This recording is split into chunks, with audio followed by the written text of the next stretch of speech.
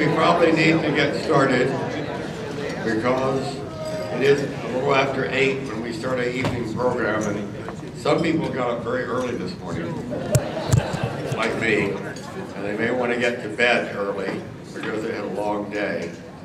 Before I start my remarks about the day, I do want to mention that we'd like for our leaders to gather again after the program so we can compare some notes on today, like how to avoid rain and things like that. I do want to say about the day that someone who spoke last night made the comment that rain can bring a very impressive number of birds. I don't remember who that was, but maybe you do. And I was thinking about that comment this morning as I drove north for 2 hours or more through tremendous rain at 5 in the morning to Jackson, up to Jasper, to look for the aquatic version of the red-cockaded woodpecker. Not known to be aquatic, but we thought maybe there was such a bird, the aquatic red-cockaded. And I would just say about the day, and Barry Zimmer made the same comment to someone, it reminded me of, in his book, The Birds of Heaven, which is a wonderful book by my dear late friend Peter Matheson. He talks about, we went to Poyang Lake in China to look for the Siberian cranes and other cranes that wintered there, and the water was so low we couldn't get to where the cranes were, and the trip looked like a disaster. And I already had a cold and wasn't feeling that well at the end of a long trip, and I was down, not feeling very good, and I was out with him. And things looked pretty dismal. They weren't going to see any cranes. And he spotted what he said were these Siberian cranes across the lake, and he said, my nickname then for him was Warper. Warper, there were a couple of, I said, it's just a white horse, Peter. It's not a crane, that curlew, I called him curlew. It's just a white horse over there, a couple of white horses. Well, there were Siberian cranes. We got the scope on them, and then we saw the hooded crane and the white-necked crane and the Eurasian crane. We saw all the cranes. And he said, I said it was the biggest reversal of fortune to have. We weren't going to see any cranes, and we saw all the cranes. Well, today, if Peter was here, I'd tell him top that in a way, because it was one of the most miserable beginnings of the day to be driving north, trying to stay on the highway through the blinding rain, into the darkness, up to Jasper, and out to the red-cockaded woodpecker site, where 2 birds were seen by our group this morning, the blue jay and the crow, I think. And that was it. And I like all birds, but that didn't really do it for me. I didn't even see the blue jay. I did see the crow. So it really was quite a dismal start. And I was thinking, yeah, I said rain is a good thing, but this is a lot of rain. You can get too much of a good thing. So we retreated, our group retreated to the Grand Ballroom to have our lunch, our picnic lunch in the Grand Ballroom, a nice setting for a picnic lunch. And spirits were not high, put it mildly. I think some people were thinking, why did I come to this event? How can I get out of it? How can I leave? And then we went to Sabine Pass, and we had one of the best afternoons I've ever had. So we went from one of the worst mornings to one of the best afternoons. We had what we dream about on the Texas coast, and some of you headed to a fallout. And it's one of those things where there's a prothonotary, there's a Cerulean, there's a black party, and you don't know where to look. And there people are spotting birds. And I happened to my friend John Whittle, who helped save Sabine Woods, and he'll be here with us tomorrow night. He's one of the top Audubon people here in the Beaumont area. He was there. He said he had never seen as many veeries, a beautiful rusty thrush, in his life. All of his life for birding here. We saw 20 veeries maybe. And there was, as those of people who were on the coast, all the groups that were on the coast had scarlet tanagers, rose-breasted grosbeak, summer tanagers, indigo bunnies, everything that we hope for in the spring in Texas. So the rain did have the effect of bringing birds, causing birds to stop that we wouldn't have seen. And so even though it was a very dismal beginning for us, and I think for many of the other groups, I think almost everyone, I've talked to many people, you know, some people saw like six American veterans and 4 leased veterans, Another group saw a swallowtail kite perch. You don't see them perch very often at High Island. One group saw like 6 Prothonotaria warblers at High Island along a road. They had a worm-eating warbler feeding on the ground, and people walking up and photographing it. That's not a warbler. Often you see one just moving through the vines. You get a quick look at one. They had this incredible worm-eating warbler experience, and many, many other experiences. I haven't gotten the chance to get all the other highlights. I don't have time to go into them. But it turned out with as I say, a very difficult start to be exactly what we'd hoped for at our anniversary of Fallout.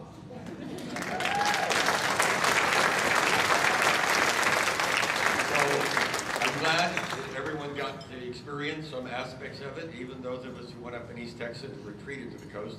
And my prediction is that many of these birds will stay overnight. They're wet and tired like we are. And they are going to want to get some rest before they head out further north. And some others can be arriving, after we left in the late afternoon that have made their way across the Gulf. And as I said last night, it is very special to see these birds and realize what is going on. They have crossed 700 miles of the Gulf of Mexico, flying 2,000 to 3,000 feet above. And we'll hear more about that from Ken Coughlin. He talks about the science of migration. So it was our first day of our anniversary and our celebration, and we couldn't have asked for a better day, in my opinion. So it was great to be with the folks I was with, and I know everyone had a very good time. Now is my distinct pleasure and honor to introduce a very old and dear friend of mine. We've known each other for 30, 40 years. We met with Roger Troy Peterson when I went to Cape May with him. That's right, the first time I met Pete Dunn. And we've shared many experiences together, many trips. And what I particularly remember with great fondness is Pete and Linda coming to help us with our summer camps, which I consider our summer camps the best thing I ever did, starting those camps. Produced some wonderful leaders, but also helped a lot of young people get interested in birds and further their careers, 400 or 500 of them. And Pete and Linda came, and Pete made a tremendous contribution. He loved doing the camps. I loved doing it with him and Linda. And Linda's heard me mention this over and over, but we were generally eating peanut butter and jelly sandwiches and maybe a hot dog or something. And during the camp, I think it was the 4th of July, she roasted a turkey. And we had a turkey instead of just our hot dogs. What a treat. So Pete, as Barry said last night, has made a fantastic contribution to American birding, to ornithology, his many books, a great popularizer of birding, great teacher about birds at Cape May and around the country. And we are delighted he and his wife Linda are here, and Pete is going to make some remarks to us. Pete Dunn.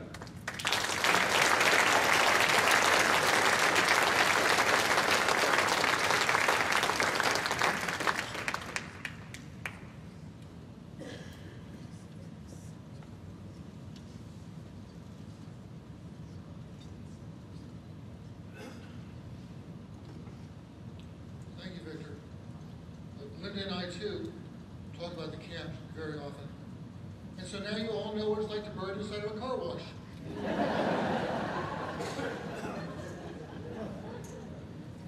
Well, I'm grateful for Victor to give me the opportunity to say a little bit about Victor Manuel Nature Tours and its accomplishments. And of course, when I sat down to work something up, I wanted to come up with a very profound speech. And then I realized how superfluous it was, because there is nothing that I could put into print that would be more profound than your presence here tonight. Consider that at no time in human history have more people enjoyed first-hand intimacy with more species of birds on this planet. And I'm talking about all of you birders without borders.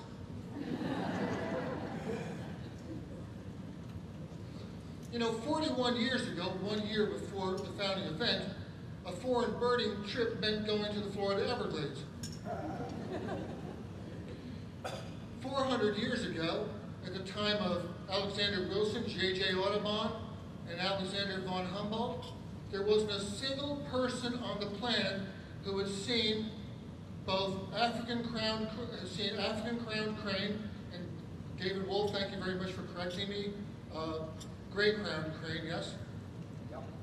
Okay, and any penguin and lesser prairie chicken.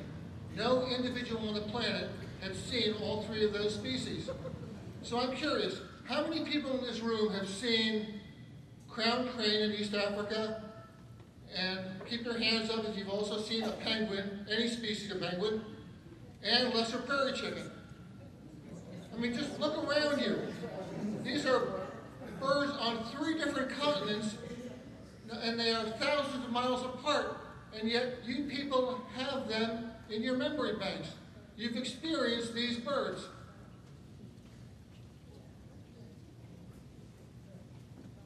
I mean, as you know, there were 2 great earth-embracing movements in the 20th century. The first was the conservation movement, and the second was the environmental movement. What I'm going to present to you tonight is the idea that there were actually 3, not 2. There was the eco-tourist movement, and it has had a profound impact, but it has been largely overlooked for the significance and the size of it. I mean, the conservation movement had Teddy Roosevelt. The environmental movement had Rachel Carson. And the eco-tourist movement has Victor Emmanuel.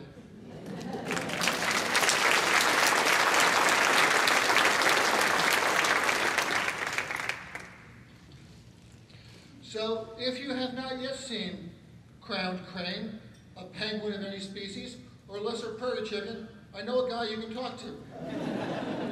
As a matter of fact, if you look around the room, there are lots of people here that you can talk to amend this magnificent shortfall in your lives.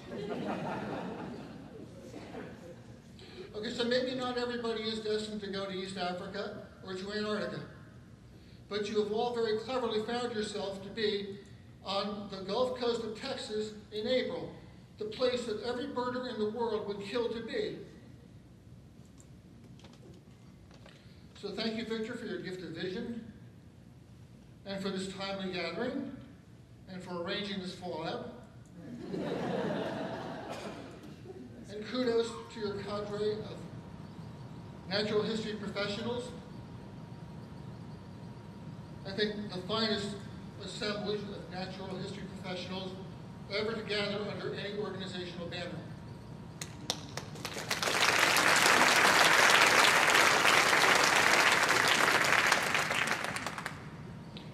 And you, Birders Without Borders, tomorrow morning will be on to the next natural wonder. I mean, just think about it. All of these little feathered sparks of life right now en route over the Gulf of Mexico to put down here tomorrow morning to kindle a new breeding season in North America. And you are here. And Linda and I are looking forward to raising glasses beside you tomorrow and glasses with you tonight. So thank you for the opportunity.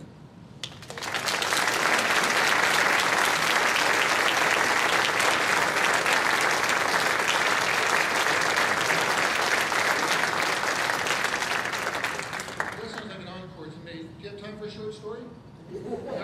Very short. About 15 years ago, New Jersey Audubon gave its Conservationist of the Year award to the Barnegat Bay Baymen's Association, who had stopped a development in Barnegat Bay under the premise, actually the very real fear that it would destroy the water quality and destroy their way of life. So they stopped this big development in Barnegat Bay. And the guy who came to receive the award was built like a dumpster. And I should point out that these guys are working, baymen, and you see them every winter standing up to their waists in waders in Barnegat Bay, without any shirts on, working clam rakes in the water. And we're there looking for short-eared owls and rough-legged hawks. Anyway, so my job was to entertain this guy who looked like he wrestled grizzly bears for a hobby until it was time to give the award.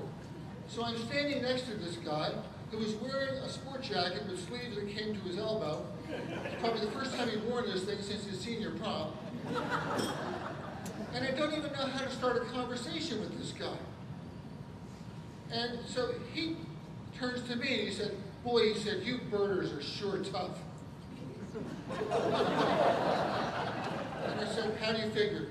And he said, "Well, we see you there. I mean, you know, you're standing on that bridge in the cold for hours, scanning with your telescopes.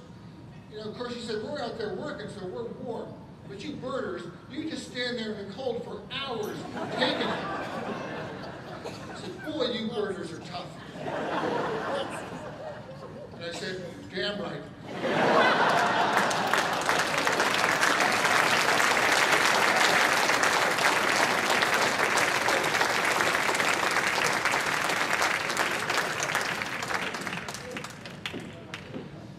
Okay, thank you, Pete. Thank you very much. In discussing a fallout, this isn't just popular terminology. This is something that is actually documented in the textbooks. And, for example, for many people, Ornithology by Frank Gill is the definitive manual on the subject. And just to kind of follow with what Victor was referring to here, I'm going to read you a short paragraph here about the phenomena of what we experienced this afternoon. And what I'm going to read you is a documentation that occurred in 1960 of such an event, and it goes like this. There were trees decorated with tanagers, orioles, and grosbeaks. Trees dripped with warblers of many species, 10 or more varieties in one tree. Birds were everywhere. In the trees, in the bushes, on fence posts, on fence wires, around houses, and most remarkably, in the grass. Sometimes 100 orioles and buntings would fly up from the grass and perch in dead stalks. What impressed and delighted me most was seeing warblers in the grass and even hopping on the ground. Here were these tiny birds, the quote-unquote butterflies of the bird world, not hidden amid the foliage of tall trees, but literally at my feet. I've seen 20 or more bay-breasteds, a dozen Blackburnians, and many others on the ground. In such a situation, you can approach warblers quite closely and enjoy every detail of their brilliant plumage. That quote was made by Victor Emanuel, and it appeared right here in this textbook in 1960.